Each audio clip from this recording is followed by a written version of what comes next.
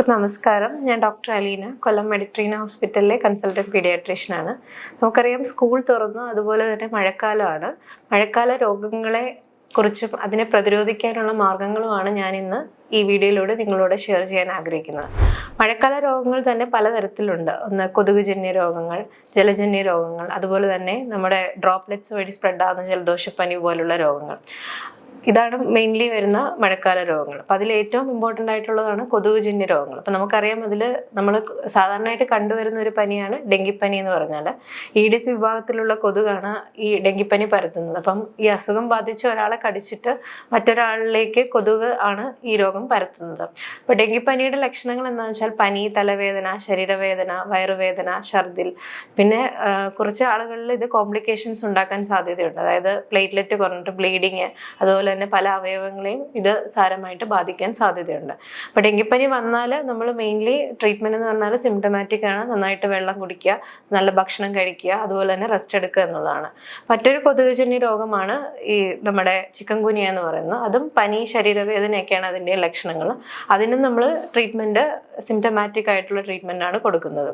അപ്പോൾ ഈ കൊതുകുജന്യ രോഗങ്ങൾ നമുക്ക് പ്രതിരോധിക്കാൻ നമുക്ക് ചെയ്യാൻ പറ്റുന്നതെന്ന് വെച്ചാൽ കൊതുകുകൾ വളരുന്ന സാഹചര്യം ഒഴിവാക്കുക. അതായത് വീടിന് ചുറ്റുമുള്ള വെള്ളക്കെട്ടുകൾ ഒഴിവാക്കുക. അതുപോലെ തന്നെ കുഞ്ഞുങ്ങളാണെങ്കിൽ തന്നെയും അവർക്ക് നല്ല നീളത്തിലുള്ള വസ്ത്രങ്ങൾ, കൈയും കാലും കവർ ചെയ്യുന്ന രീതിയിലുള്ള വസ്ത്രങ്ങൾ ധരിപ്പിക്കുക. അതുപോലെ തന്നെ കൊതുകുവല ഉപയോഗിക്കുക, മാലിന്യങ്ങൾ വലിച്ചെറിയാതിരിക്കുക. അപ്പം അതുവഴി കൊതുകിനെ ഒഴിവാക്കുന്നത് വരെ നമുക്ക് ഈ കൊതുകുജന്യ രോഗങ്ങൾ പ്രതിരോധിക്കാൻ പറ്റും.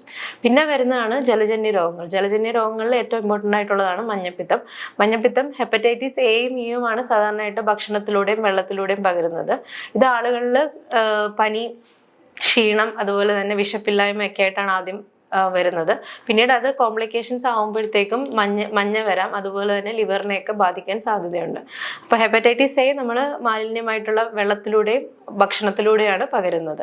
പിന്നെ വരുന്നതാണ് ടൈഫോയിഡ് എന്ന് പറഞ്ഞൊരു അസുഖം. അതും സാൽമണല്ല ടൈഫി എന്ന് പറഞ്ഞൊരു ബാക്ടീരിയയാണ് ഉണ്ടാക്കുന്നത്. അതിനും പനി, ശരീരവേദന, തലവേദന, അതുപോലെ തന്നെ ചിലപ്പോൾ വയറിളക്കം വരാം, മലബന്ധം വരാം.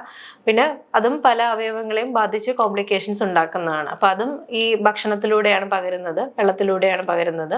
അപ്പോൾ അതിന് നമുക്ക് ആൻറ്റി ബാക്ടീരിയൽ മരുന്നുണ്ട്, അത് നൽകാവുന്നതാണ്.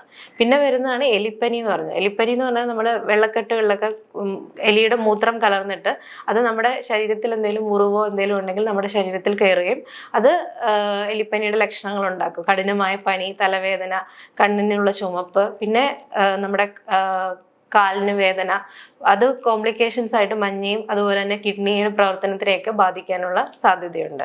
അപ്പം അതിനും നമുക്ക് മരുന്ന് അവൈലബിൾ ആണ്. അപ്പം ഇത് ഈ ജലജന്യ രോഗങ്ങൾ നമ്മൾ അതിൽ ആദ്യം വരുന്ന വയറിളക്ക രോഗങ്ങൾ പ്രതിരോധിക്കാൻ നമ്മൾ കുഞ്ഞുങ്ങളെ ഭക്ഷണം കൊടുക്കുമ്പോൾ എപ്പോഴും വൃത്തിയായി കൊടുക്കുക. അതായത് ആഹാരം കഴിക്കുന്നതിന് മുമ്പ് ശേഷം കൈ കഴുകുക, അതുപോലെ തന്നെ നമ്മൾ മലമൂത്ര വിസർജനത്തിന് ശേഷം കൈ കഴുകുക, തിളപ്പിച്ചാറ്റിയ വെള്ളം മാത്രം കൊടുക്കുക, പുറത്തുനിന്നുള്ള ഭക്ഷണങ്ങൾ ഈ കാലത്ത് മാക്സിമം ഒഴിവാക്കുക. അതാണ് വയറിളക്ക രോഗങ്ങളെ പ്രതിരോധിക്കാൻ പറ്റുന്നത്. പിന്നെ എലിപ്പനി പോലുള്ള രോഗങ്ങളെ തടയാനായിട്ട് നമ്മൾ കുഞ്ഞുങ്ങളെ വെള്ളക്കെട്ടുകളിലൊക്കെ ഇറങ്ങുന്നത് തടയാം. അപ്പോൾ അവർ പുറത്തൊക്കെ ഇറങ്ങുവാണെങ്കിൽ നല്ല ബൂട്ട്സും ഫുൾ കവർ ചെയ്യുന്ന ഷൂസും ഒക്കെ ധരിപ്പിക്കാവുന്നതാണ്.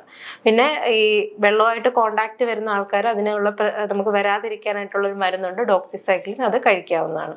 പിന്നെ വരുന്നതാണ് ഈ വൈറൽ പനി പോലെ, നമ്മളിപ്പോൾ കോവിഡ് കുറേ കേസ് ഇപ്പോൾ വരുന്നുണ്ട്. അതുപോലെ തന്നെ വരുന്ന മറ്റൊന്നാണ് H1 ഇൻഫ്ലുവൻസ എന്ന് പറഞ്ഞ പനി. അപ്പോൾ ഇതും ചെറിയ പനി, ജലദോഷം, ചുമ ആയിട്ടായിരിക്കും ചിലർക്ക് വരിക. മറ്റു ചിലർക്ക് ഇത് കോംപ്ലിക്കേഷൻസ് ആയിട്ട് ന്യൂമോണിയയും അതുപോലെ തന്നെ ശ്വാസകോശത്തിൻ്റെ പ്രവർത്തനത്തെയൊക്കെ ബാധിക്കാൻ സാധ്യതയുണ്ട്. അപ്പോൾ ഈ ഇൻഫ്ലുവൻസ എന്ന് പറഞ്ഞ പനിക്ക് നമുക്ക് ആൻറ്റി വൈറൽ മരുന്ന് ഒസൽടാംവിർ അവൈലബിൾ ആണ്, അത് കൊടുക്കാവുന്നതാണ്.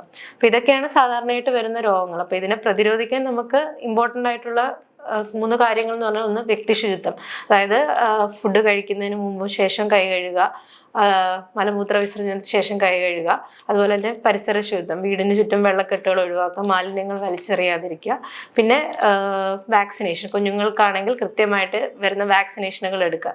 നമ്മൾ ഈ പറഞ്ഞ ഈ ടൈഫോയിഡും ഹെപ്പറ്റൈറ്റിസ് എയ്ക്കും ഇൻഫ്ലുവൻസയ്ക്കും ഒക്കെ നമുക്ക് വാക്സിനുകൾ അവൈലബിൾ ആണ്. അപ്പോൾ അതൊക്കെ കൃത്യമായിട്ട് എടുത്താൽ ഈ ഒരു പരിധി വരെ മഴക്കാല രോഗങ്ങളെ നമുക്ക് പ്രതിരോധിക്കാൻ പറ്റും.